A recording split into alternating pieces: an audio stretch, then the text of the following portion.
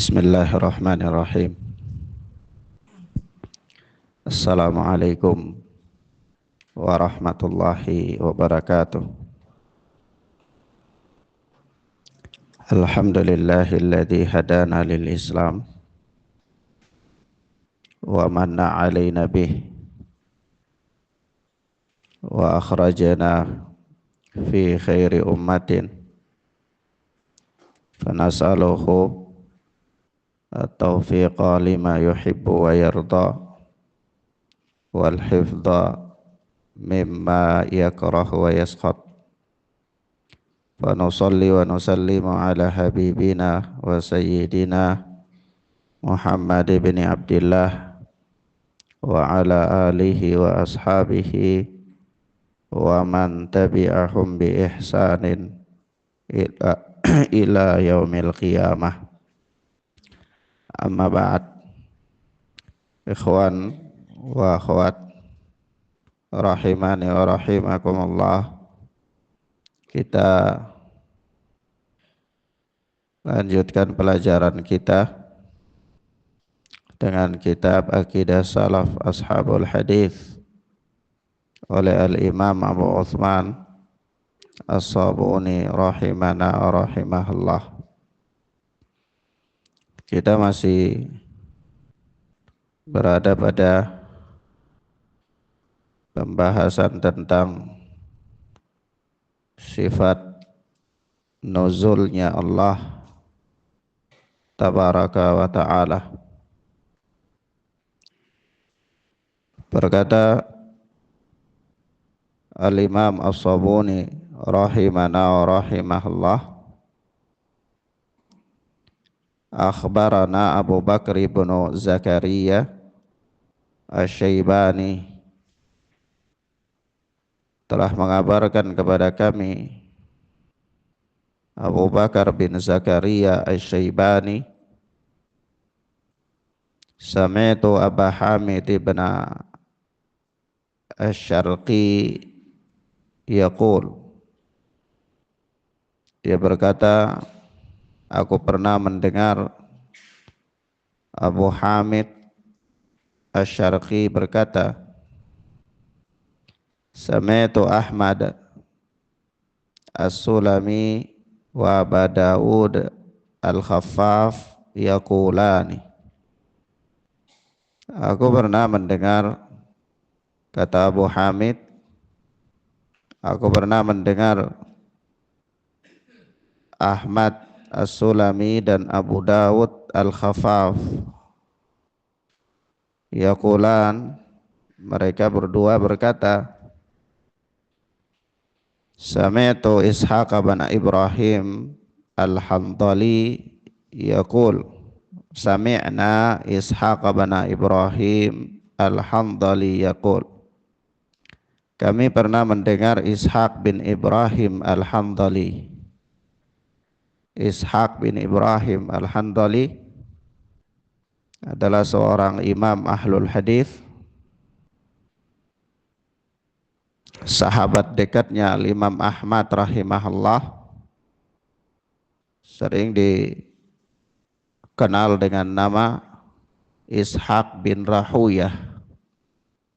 Ishaq bin Rahuyah yaqul, beliau berkata, qala li al-Amir ibn Abdullah ibn Tahir, berkata kepadaku Al-Amir Abdullah bin Tahir, ya Aba Ya'qub, hadzal hadits alladzi tarwihi an Rasulillah sallallahu alaihi wasallam, yanzilu rabbuna kulla lailatin ila samai dunya, kaifa yanzil. Kata Al-Amir Abdullah bin Tahir kepada Ishaq bin Rahuyah, wahai Abu Ya'qub, hadis yang telah engkau riwayatkan dari Nabi sallallahu alaihi wasallam yaitu tentang yanzilu rabbuna kulla lailatin ila sama'id dunya, bahwa Rabb kita turun setiap malam ke langit dunia. Kaifa yanzil, bagaimana kaifiyahnya, bentuknya turunnya Allah itu. Qala qultu, maka Ishaq bin Rahuyah berkata, aku katakan, a'azzallahul amir, la yuqalu li amri rabbi kaifa, innama yanzilu bila kaif. Kata Ishaq bin Rahuyah, semoga Allah memuliakan al-amir, la yuqalu li amri rabbi kaifa, tidak boleh dikatakan tentang urusan Allah itu kaifa, ya ini tidak boleh memberikan pertanyaan dengan pertanyaan kaifa terhadap urusan Allah. Ya, karena Allah Subhanahu wa taala tidak ditanya tentang perbuatan Allah. Sementara makhluklah yang ditanya tentang perbuatan mereka. Maka tidak boleh bertanya tentang urusan Allah, tentang perbuatan Allah. Kaifa, bagaimana? Bagaimana turunnya Allah? Bagaimana datangnya Allah? Bagaimana bentuk tangannya Allah? Ya, bagaimana bentuk kasih sayang Allah dan seterusnya, itu tidak boleh. Tidak boleh sodorkan pertanyaan itu tentang kepada perbuatan Allah Subhanahu wa ta'ala. Innama yanzilu bila kaif, ya, hanya saja Allah itu turun tanpa kaif, tanpa kaifiyahnya. Jadi Allah tidak jelaskan kaifiyah turunnya itu bagaimana. Nah, tapi Allah turun, ya turun. Allah turun ke langit dunia setiap malam. Tapi bentuk turunnya itu tidak dijelaskan. Nah, demikian ucapan daripada Ishaq bin Rahuyah atau Abu Ya'qub atau Ishaq bin Ibrahim Al-Hamdali. Ikhwan wa akhwat, pernyataan imam besar dari kalangan imam ahlul hadis adalah dinukilkan oleh Al-Imam As-Sabuni pada akidah salaf ini untuk menerangkan kepada kita perkara yang paling pokok, bahwa para imam-imam ahlul hadis dari zaman ke zaman, siapapun mereka, itu mereka mempunyai akidah yang satu dan mereka berjalan di atas akidah ini. Akidah menerima sifat-sifat Allah sebagaimana zahirnya tanpa bertanya tentang kaifiyahnya. Itu terus menerus terjadi di antara mereka. Tidak ada perselisihan pendapat. Perselisihan pendapat mulai terjadi ketika manusia mulai terjangkiti pemahamannya Jaham bin Safwan. Jaham bin Safwan, Naam, Ja'ad dan lain-lain dari mereka. Orang-orang yang terjangkiti dengan ilmu kalam, falasifah. Kemudian selanjutnya berkata Al-Imam As-Sabuni rahimana wa rahimahullah, Ahmad bin Hamuwai haddatsana Abu Abdurrahman Al-Ataki haddatsana Muhammad bin Sallam Sa'altu Abdullah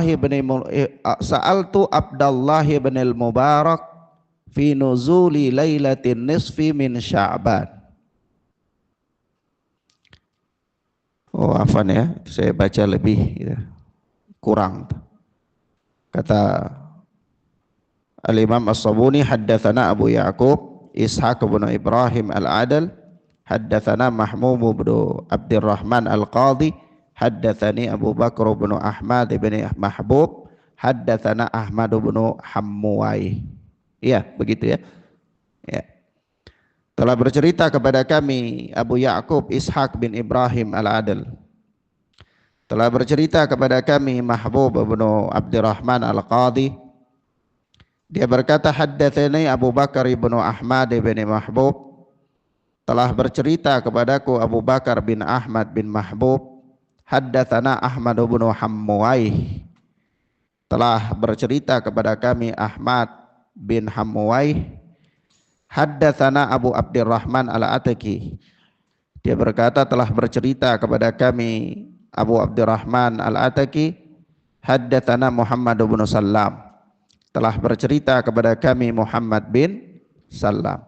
Sa'altu Abdullah bin Al-Mubarak fi nuzuli lailati nisfi min Sya'ban.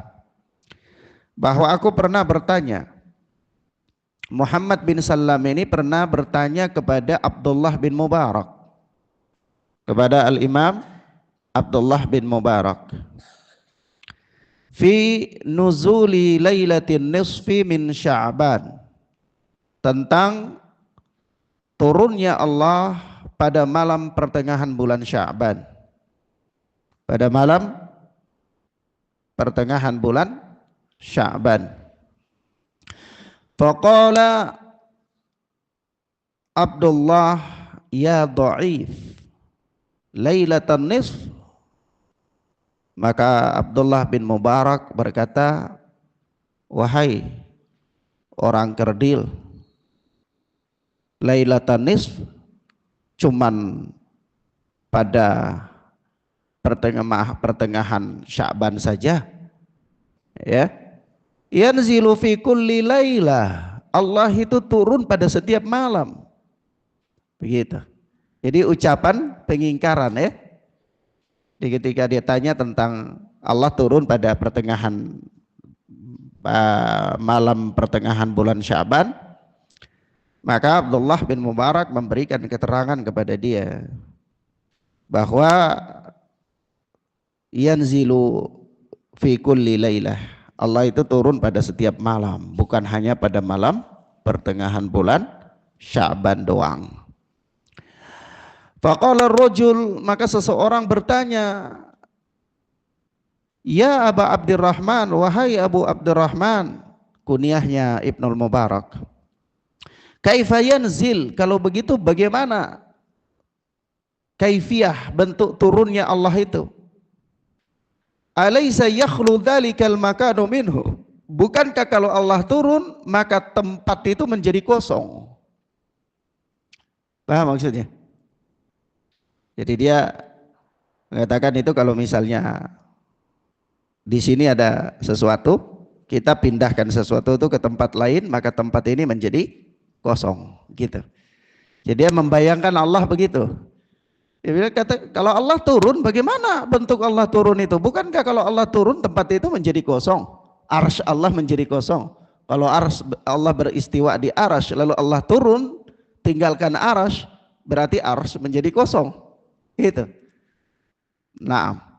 Faqala Abdullah, maka Abdullah Ibnu Mubarak berkata, yanzilu kaifa yasha, Allah itu turun sebagaimana yang Allah kehendaki.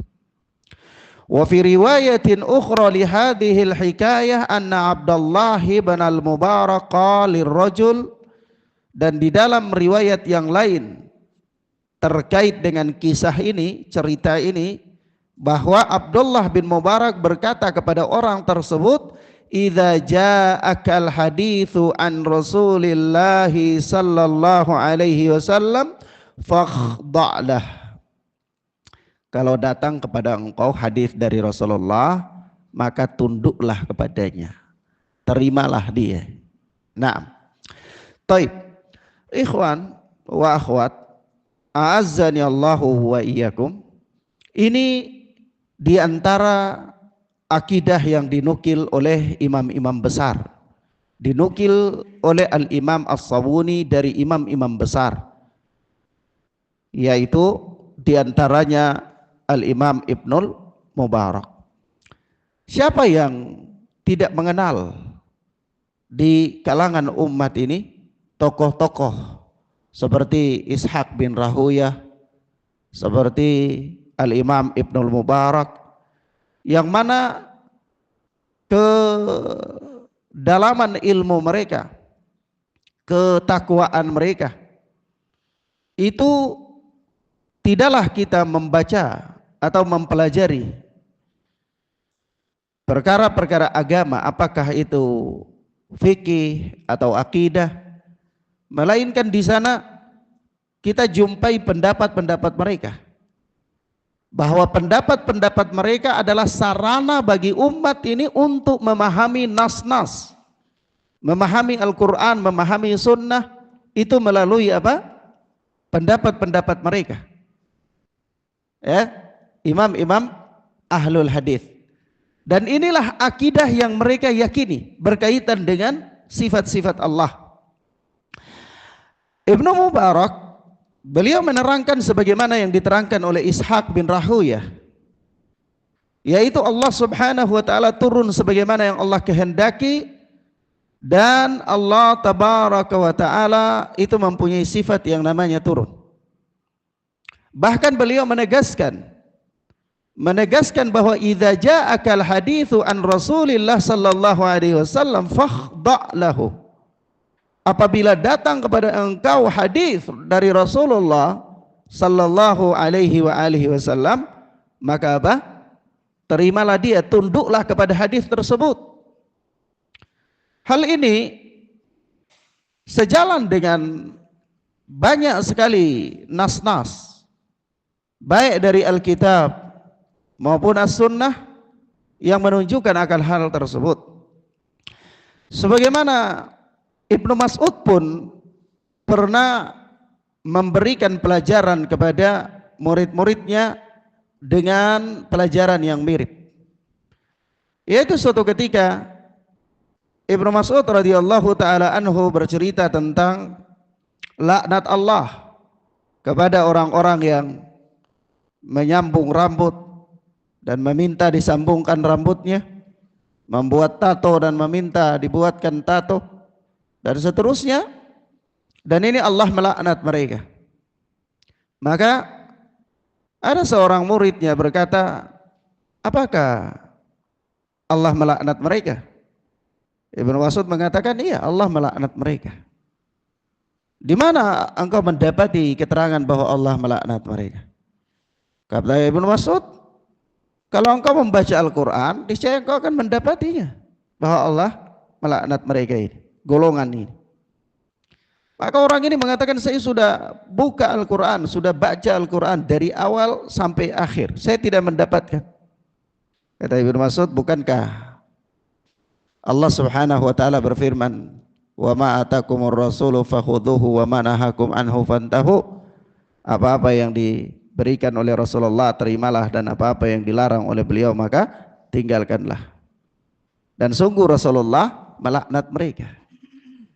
Ya, artinya apa? Artinya apa-apa yang disampaikan oleh Rasulullah sallallahu alaihi wasallam itu hakikatnya adalah penjelasan terhadap Al-Quran. Apa yang dilaknat oleh Rasulullah, hakikatnya itu adalah dilaknat oleh Allah Subhanahu wa taala. Karena tidaklah mungkin Rasulullah sallallahu alaihi wasallam itu melaknat sesuatu yang diridhai oleh Allah, atau melarang sesuatu yang diperintahkan oleh Allah, atau memerintahkan sesuatu yang dilarang oleh Allah Subhanahu wa taala. Itu tidak mungkin. Itu tidak mungkin. Iya. Naam. Maka Allah Subhanahu wa taala pun berfirman, wa makana li mu'minin wala mu'minatin idza qadallahu wa rasuluhu amran ayyakuna lahum al khiyaratu min amrihim. Tidak pantas bagi seorang lelaki yang beriman. Demikian pula bagi seorang wanita yang beriman.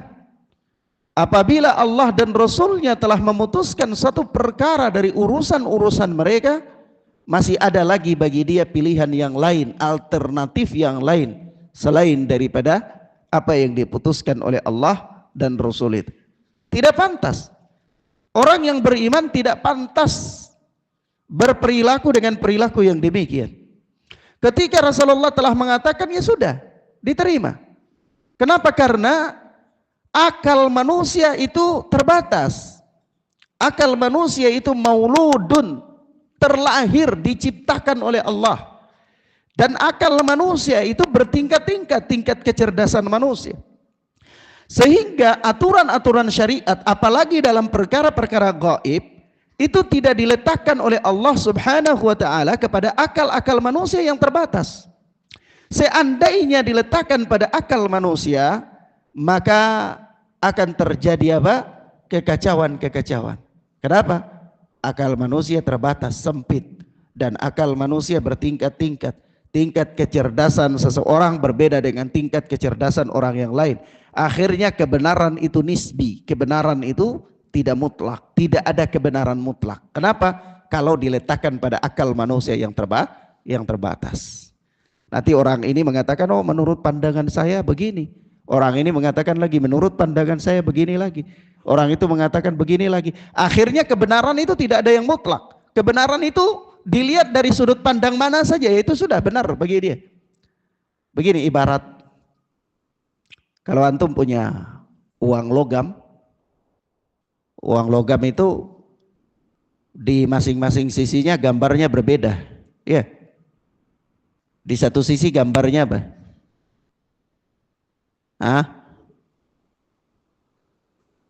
Burung. Di satu sisinya angka, ya.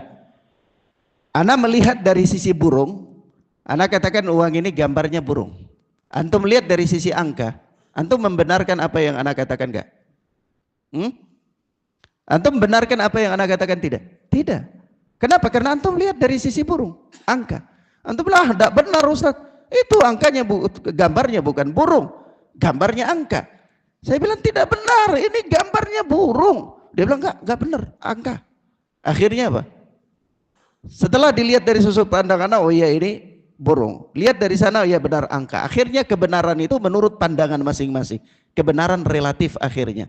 Akhirnya capailah satu kesimpulan bahwa kebenaran itu tidak mutlak. Kalau seperti itu gawat nggak? Gawat.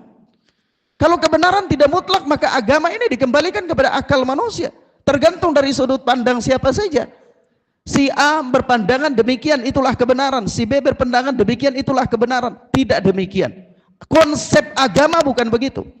Kenapa? Karena agama tidak menginginkan adanya kerancuan dalam berpikir. Maka agama tidak mengembalikan kebenaran pada akal-akal manusia, tetapi kebenaran itu, agama mengembalikan kebenaran itu pada apa yang dikatakan oleh Allah dan Rasulnya.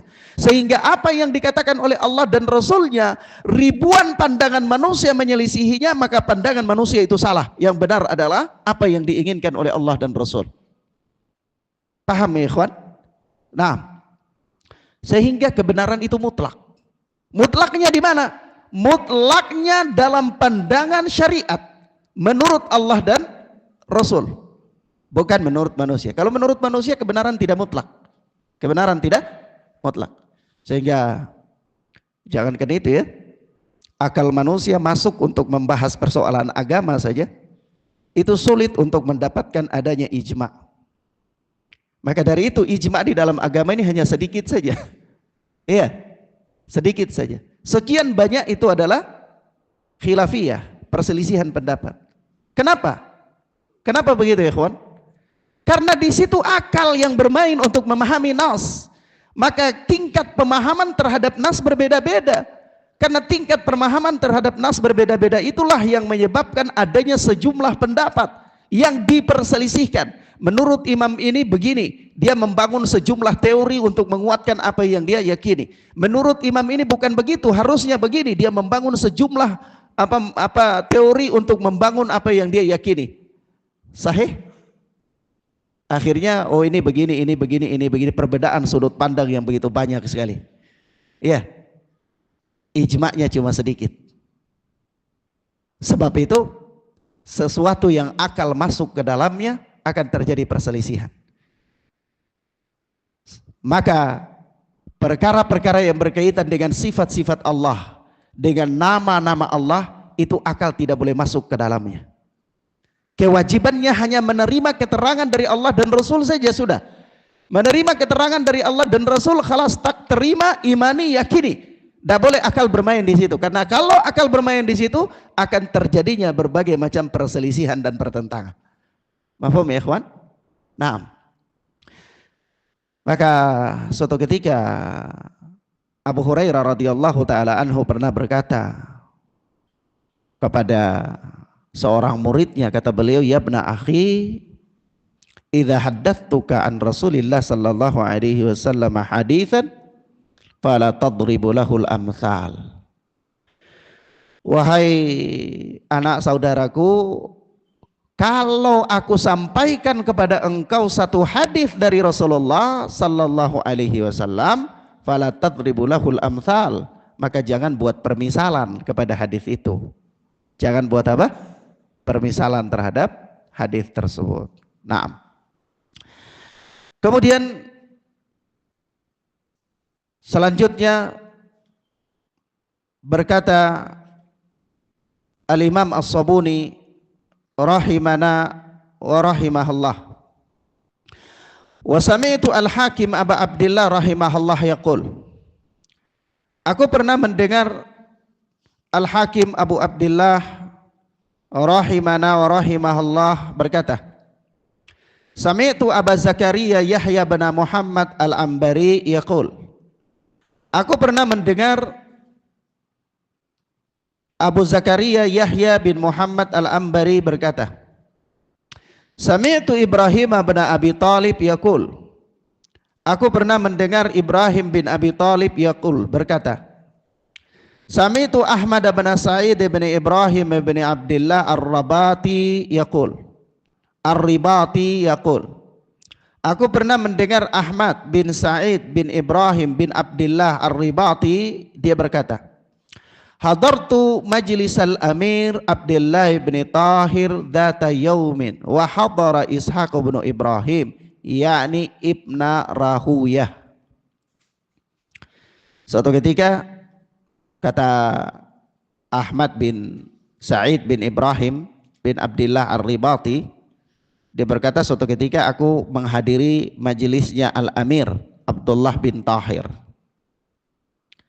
Wa hadara Ishaq bin Ibrahim, dan waktu itu juga hadir imam besar Ishaq bin Ibrahim, yaitu Ibnu Rahuyah, Ishaq bin Rahuyah. Fasu'ila an hadithin nuzul, lalu Ishaq bin Rahuyah ditanya tentang hadis nuzul. Hadis nuzul, hadis turunnya Allah Azza wa Jalla. As-sahihun huwa, apakah hadis itu sahih? Qal na'am. Ishaq bin Rahuyah berkata, ya, sahih. Hadisnya apa? Sahih. Faqala lahu ba'du quwadi Abdillah, ya Aba Ya'qub, ataz'umu anna Allah yanzilu kulla laylah. Maka sebahagian pelayan-pelayan Abdullah bin Tahir Al-Amir, nah, dia amir, dia punya pelayan-pelayan, ajudan-ajudan. Mereka berkata, wahai Abu Ya'qub, ataz'umu anna Allah yanzilu kulla lailah, apakah engkau meyakini bahwa Allah Subhanahu wa taala itu turun pada setiap malam? Qal, maka dia berkata, na'am. Ishaq bin Rahuyah berkata, iya, saya meyakini Allah turun pada setiap malam. Qala kaifa yanzil? Maka orang itu berkata lagi, bagaimana turunnya Allah itu? Faqala lahu Ishaq, maka Ishaq bin Rahuyah berkata, athbithu fauqa hatta asifa lakan nuzul. Tetapkan dulu ya bahwa Allah itu di atas, ya, hingga aku akan mensifatkan kepada engkau bagaimana turunnya Allah itu. Kata Ishak begitu. Jadi imani dulu. Sebelum kita bicara tentang ini, engkau bertanya bagaimana turunnya Allah, ya. Maka sebelum pertanyaan itu diselesaikan, langkah pertama imani dulu bahwa Allah itu di atas. Paham ya, kawan? Imani dulu bahwa Allah di atas. Setelah itu apa? Faqala lahu rajul, ada seseorang yang hadir di situ bersama mereka juga berkata kepada Ishak bin Rahuyah, athbattuhu fauq. Ya, aku tetapkan bahwa Allah itu di atas.